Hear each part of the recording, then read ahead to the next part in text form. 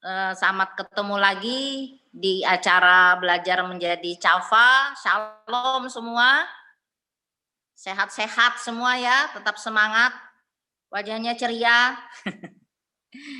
Walaupun di beberapa tempat hujan dan mendung, ya kita tetap berdoa supaya hari ini kita boleh terus mengalami kasih, kuasa, dan kebenaran Tuhan. Dan juga melalui pertemuan kita pada siang hari ini, kita tetap boleh mengalami Tuhan. Ibu-ibu, sebelum kita mulai acara kita akan nyanyi dulu. Ibu Gilda boleh pimpin kita dalam pujian.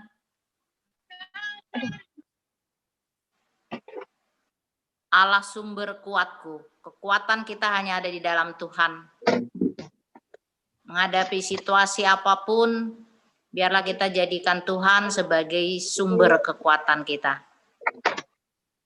Baik.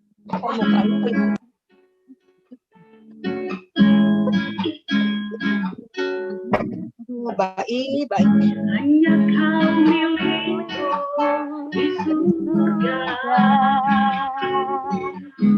Tiada yang ku ingini di bumi, hanya kau. Tak ku andalkan kekuatanku, namun yang pasti kau tetap selamanya. Allah sumber kuatku, Allah sumber kuatku, Allah sumber kuatku dan bagianku selamanya, selamanya. Hanya kau milikku di surga. Hanya kau milikku di surga. Tiada yang ku ingini di bumi, hanya kau. Tak ku andalkan kekuatanku, namun yang pasti kau tetap selamanya. Allah sumber kuatku, Allah sumber kuatku, Allah sumber kuatku dan bagianku selamanya. Allah sumber kuatku, Allah sumber kuatku, Allah sumber kuatku dan bagianku selamanya, selamanya.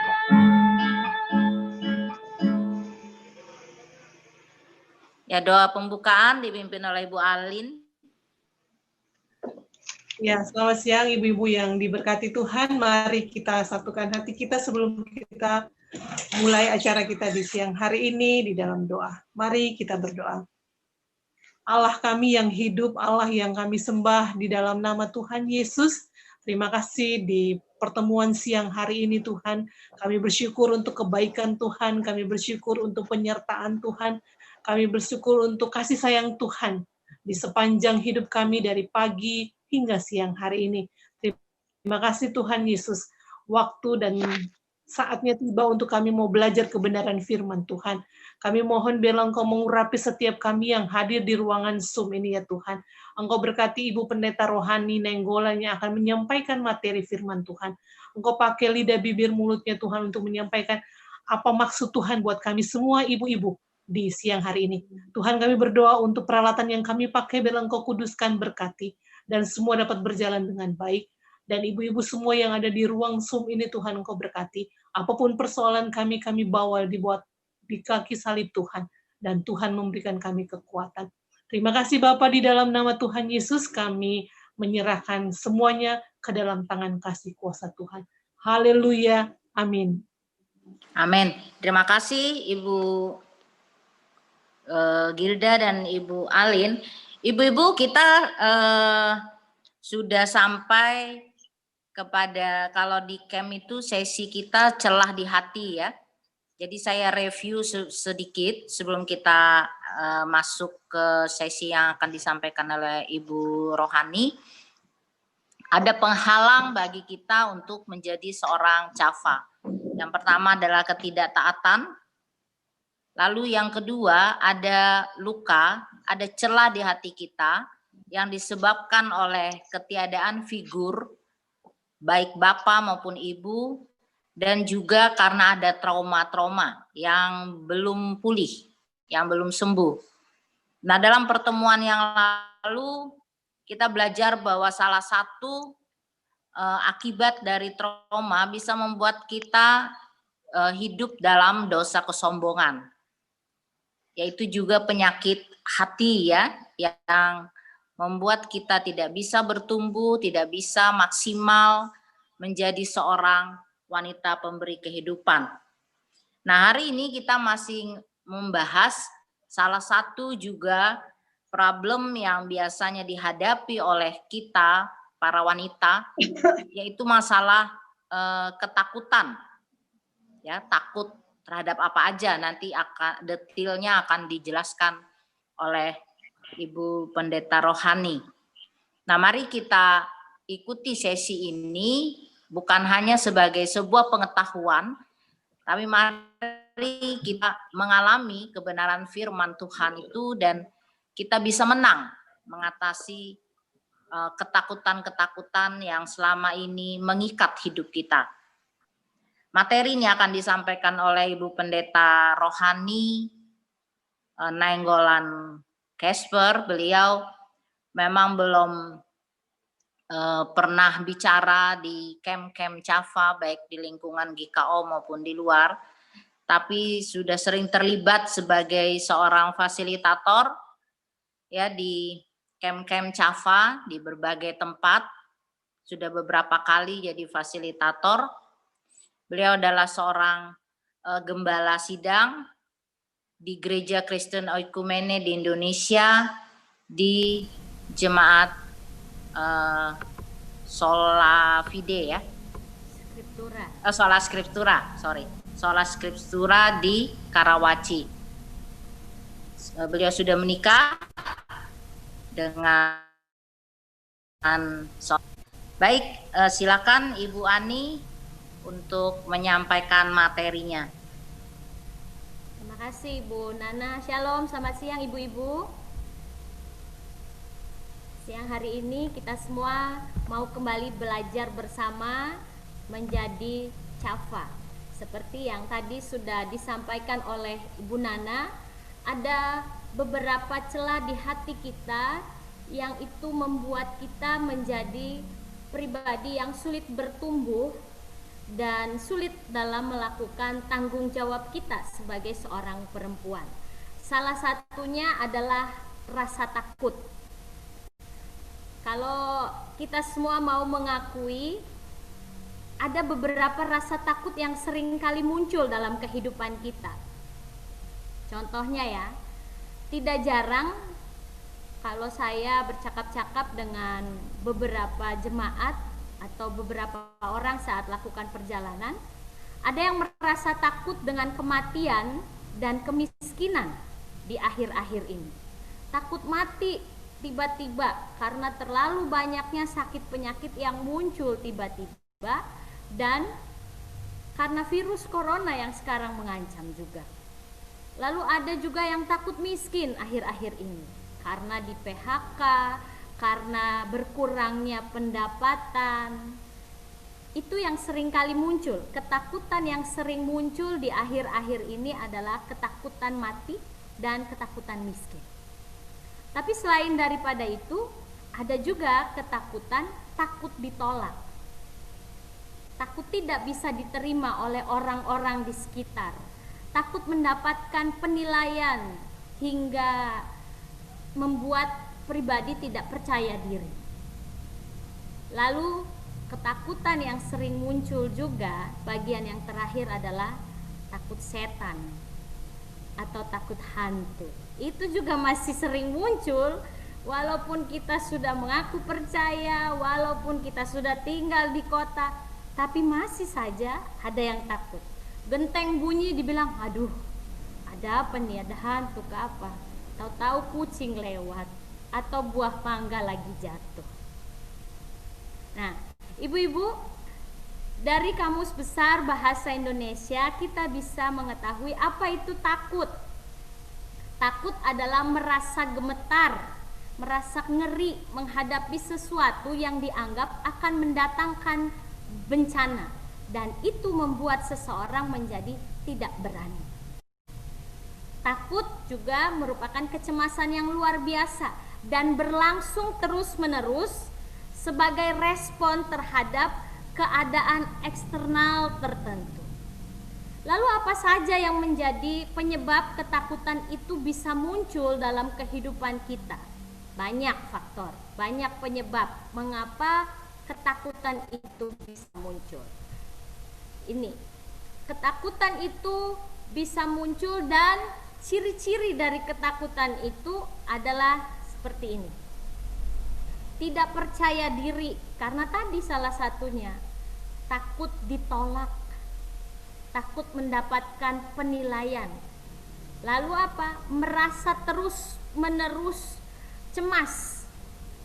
Saat kita mengalami ketakutan, kita cemas, kita bisa curigaan, bisa terus berasumsi buruk terhadap orang lain. Lalu secara fisik wajah terlihat merah. Lalu mengalami yang namanya sesak nafas, sakit perut, maaf, kadang juga saat orang mengalami ketakutan menjadi sering buang air besar. Lalu apalagi mengalami yang namanya mual. Ciri-ciri selanjutnya sulit tidur, badan dan suara gemetar, jantung berdegup kencang, berkeringat berlebihan, ada yang keringatnya menyeluruh di bagian tubuh, ada yang bagian telapak tangannya aja, macam-macam. Lalu apalagi? Pusing atau bahkan sampai pingsan karena rasa takut yang dialami. Ini sering terjadi dan ini merupakan ciri-ciri orang yang mengalami ketakutan. Lalu penyebab dari ketakutan itu sendiri, ibu-ibu, ada trauma masa lalu. Saya ada mengalami bagian ini, trauma masa lalu. Saya dengan orang tua saya tinggal di Indramayu. Lalu saat ada kejadian di mana umat-umat yang berbeda agama, orang-orang Kristen di sana diancam keberadaannya. Kebetulan papa saya guru agama. Saya dilatih oleh mama saya untuk pegang jus cabai yang diisi dalam botol semprotan, supaya kalau ada orang ketok, saya udah berdiri di balik pintu dan siap untuk semprot kalau orang itu jahat. Ini menjadi trauma tersendiri bagi saya. Hingga saya SMA baru trauma itu bisa lepas. Lalu apalagi penyebab dari ketakutan? Genetik atau lingkungan. Lalu faktor orang tua yang terlalu overprotective dalam mendidik anaknya. Jangan nanti begini, jangan nanti begitu. Akhirnya anak-anak punya ketakutan untuk melangkah. Anak-anak punya ketakutan untuk mengambil sebuah tindakan atau keputusan. Lalu penyebab berikutnya adalah kondisi stres yang berkepanjangan. Banyak sekali tekanan-tekanan di lingkungan, banyak sekali problem-problem di lingkungan yang membuat tingkat kesetresan semakin tinggi dan rasa takut pun muncul. Lalu ada juga penyebab dari ketakutan adalah fungsi otak yang pernah cedera di bagian otak. Menurut dokter, salah satu dokter saya tanyakan, ada orang yang merasa takut, gemetar bukan karena memang dia punya trauma di masa lalu, tapi karena dia mengalami cedera di bagian kepalanya, dan itu menyebabkan dia selalu gemetar, selalu deg-degan, selalu ketakutan setiap bertemu dengan orang-orang tertentu. Nah, ibu-ibu, 2 Timotius pasal yang pertama ayat yang ke-7, boleh kita baca bersama-sama. Sebab Allah memberikan kepada kita bukan roh ketakutan, melainkan roh yang membangkitkan kekuatan, kasih, dan ketertiban. Allah memberikan kepada kita bukan roh ketakutan, melainkan roh yang membangkitkan kekuatan, kasih, dan ketertiban. Ini adalah pesan dari Paulus, nasihat dari Paulus kepada Timotius. Ibu-ibu, kita semua tidak ada yang tidak pernah merasakan ketakutan. Termasuk Yesus sendiri pernah merasakan ketakutan. Tapi Yesus keluar dari rasa takutnya. Dia tidak mau tinggal tetap dari rasa takut. Paulus sebagai orang tua rohani dari Timotius, dia mengingatkan Timotius akan hal itu. Bagaimana dia menerima roh, bukan roh ketakutan, tapi roh kekuatan, kasih, dan ketertiban. Kalau kita boleh ingat kembali, Timotius dia bisa menjadi pribadi yang berhasil karena dia punya 2 perempuan yang hebat di belakangnya, yang menanamkan nilai kepercayaan yang sangat luar biasa, yakni Lois dan Eunike. Lalu dia punya orang tua rohani, Paulus. Paulus kembali meneguhkan iman Timotius dengan mengatakan, kamu diberi roh yang membangkitkan kekuatan, kasih, dan ketertiban, bukan ketakutan.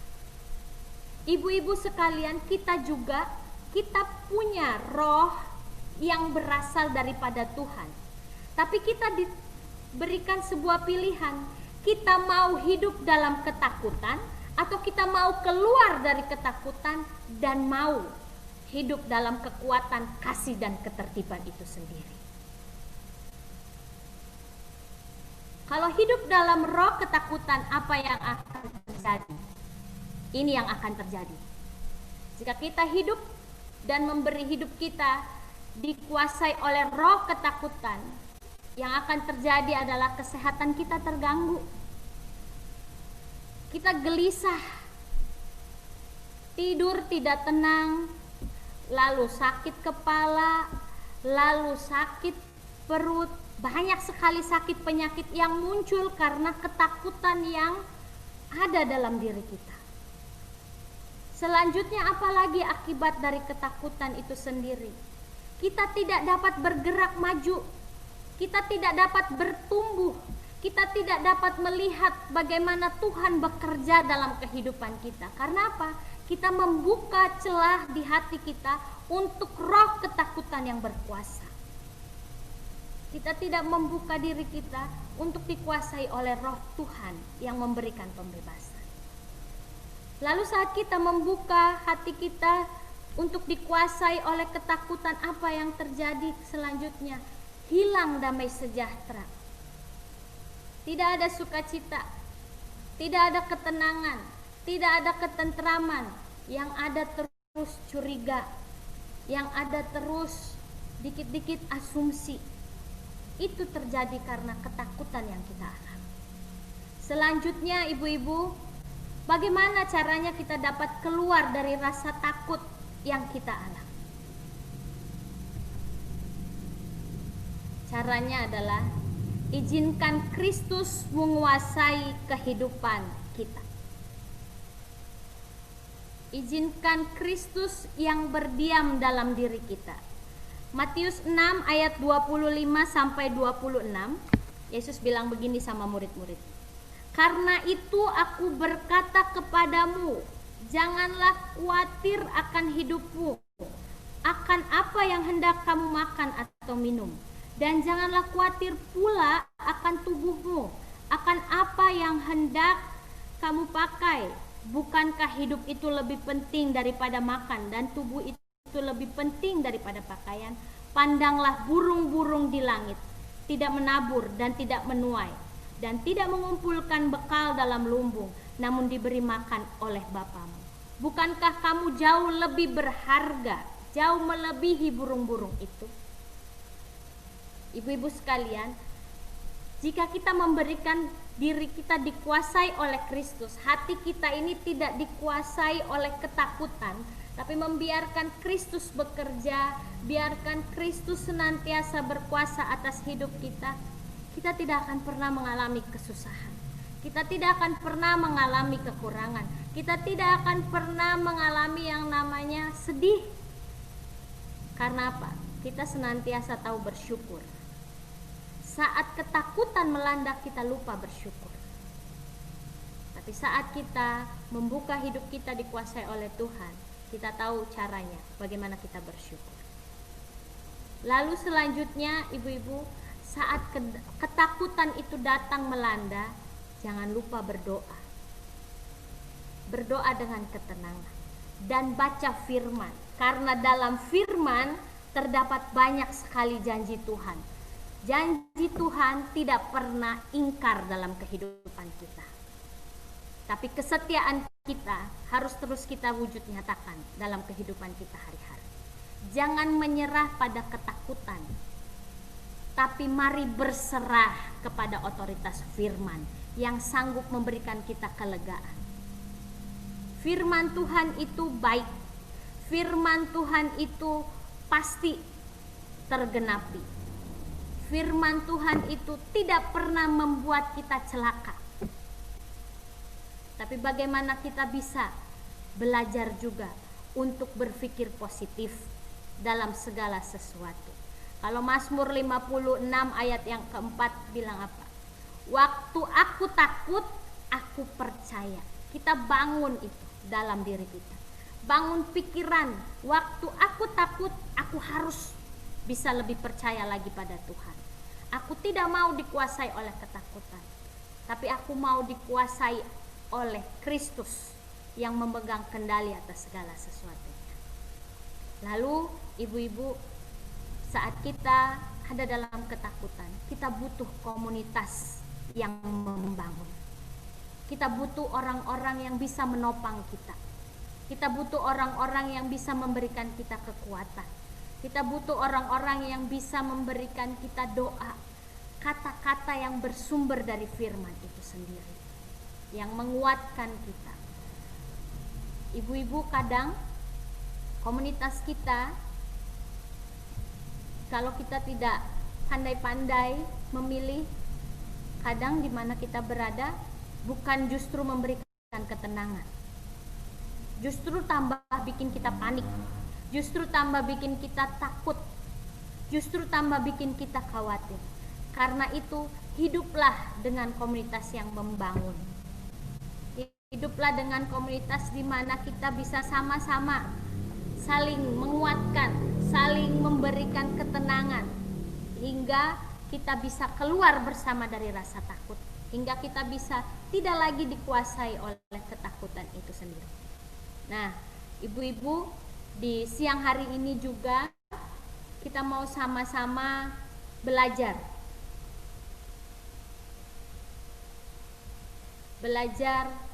mempraktekkan ini.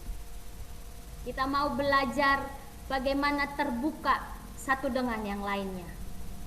Kita mau sama-sama mengakui, kita mau sama-sama mengalami Tuhan, kita mau sama-sama belajar tunduk kepada Tuhan.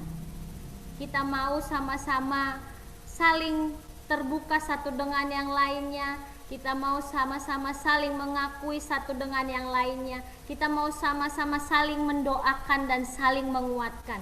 Dan kita mau sama-sama memberi diri kita untuk tunduk kepada kebenaran dari firman Tuhan itu sendiri.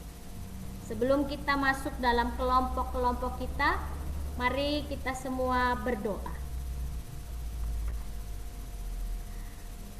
Bapa, dalam nama Yesus Kristus, terima kasih Tuhan. Kalau siang hari ini kami diteguhkan oleh firman-Mu, bahwa Roh-Mu jauh lebih berkuasa atas kehidupan kami. Tuhan, mampukan kami untuk keluar dari setiap belenggu ketakutan yang mengikat hidup kami. Mampukan kami untuk hidup bebas dari ketakutan itu.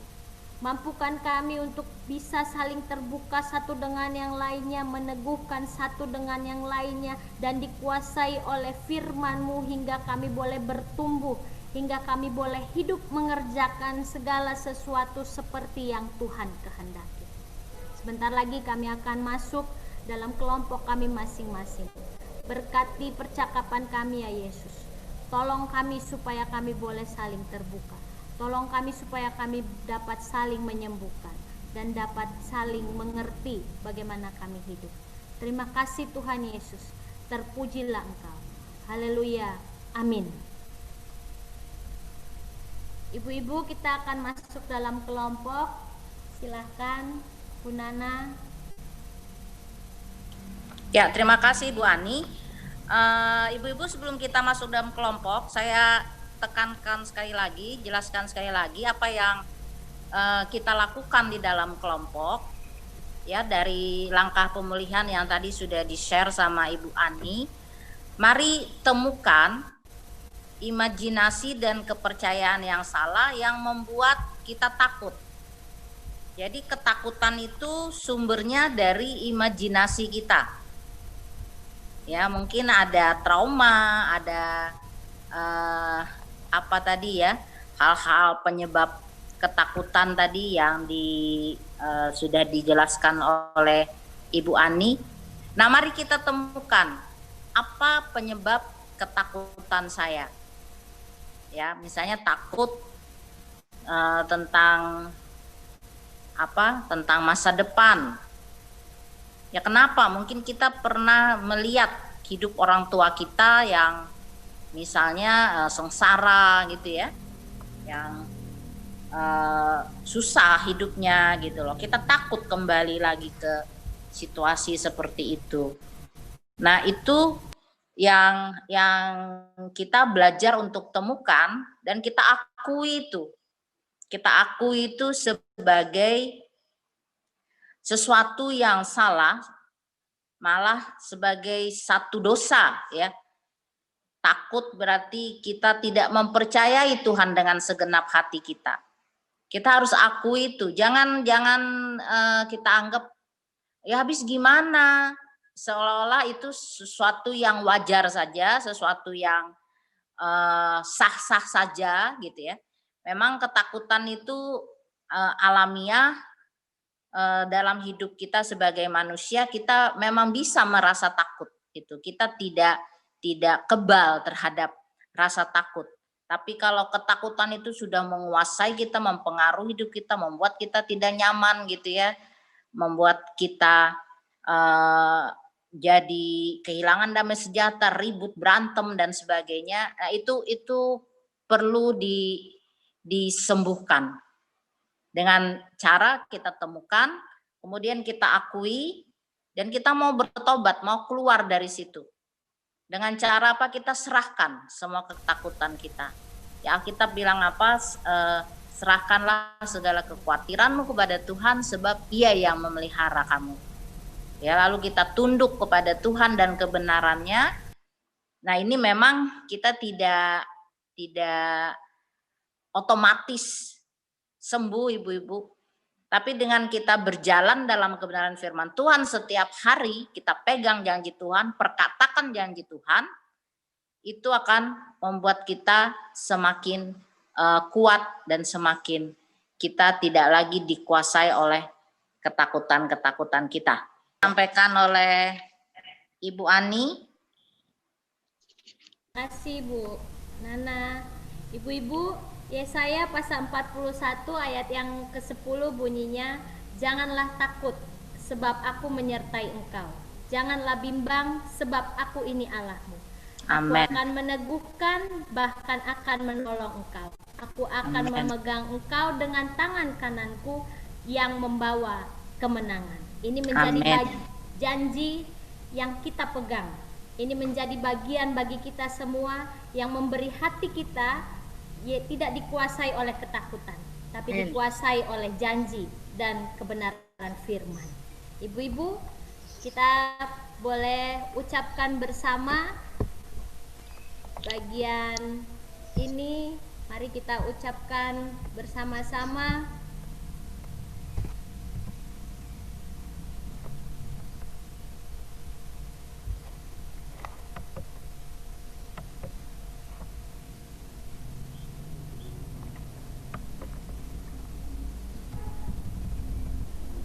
Apa yang menguasai hati kita saat ini akan menentukan hidup kita ke depan. Mari kita ucapkan bersama, ibu-ibu. Apa yang menguasai hati kita saat ini akan menentukan hidup kita ke depan. Mari kita ke depan. berikan hati kita dikuasai oleh firman, bukan ketakutan.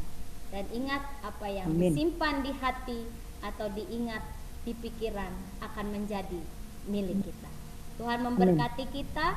Sebelum kita berdoa dan menutup, kita akan mengangkat satu buah pujian yang dibawakan oleh Bu Gita.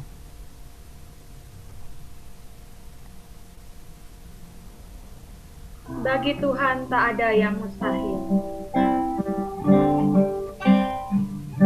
Bagi Tuhan tak ada yang mustahil.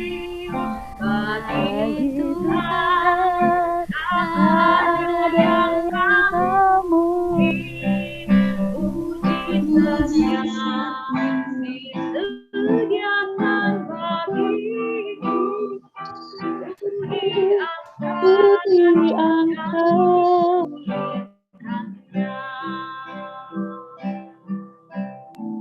Ku yakin saat kau berfirman. Ku yakin saat kau berfirman. Ku menang saat kau bertindak. Hidupku hanya ditentukan oleh perkataanmu.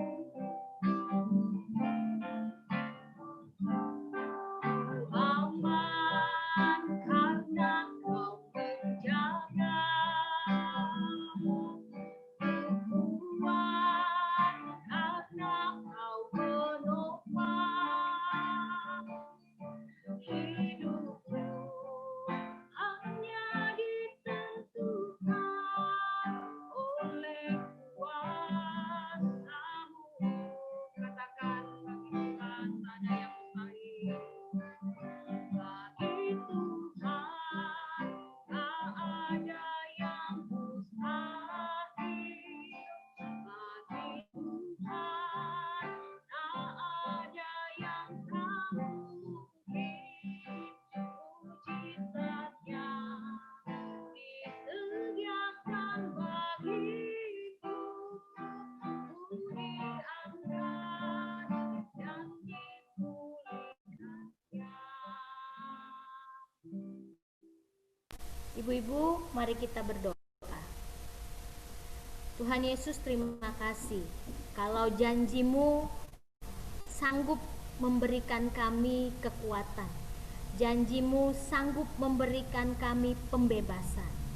Tuhan, ini hidup kami. Ini hati kami. Kami rindu Engkau yang berkuasa atas hati kami. Tuhan, kami percaya bahwa Engkau akan menolong kami supaya kami boleh menjadi perempuan pembawa kehidupan. Kami boleh menjadi pelaku firman dalam kehidupan kami. Kami yakini bahwa firman-Mu membebaskan kami. Kami yakini bahwa Engkau penolong yang memberikan kami kekuatan dan menuntun kami untuk terus maju, untuk terus bangkit dari ketakutan itu sendiri. Terima kasih Tuhan. Kami percaya bahwa damai sejahtera daripada Tuhan akan senantiasa ada tinggal dalam hidup kami. Terpujilah namamu. Haleluya. Amin. Terima kasih ibu-ibu.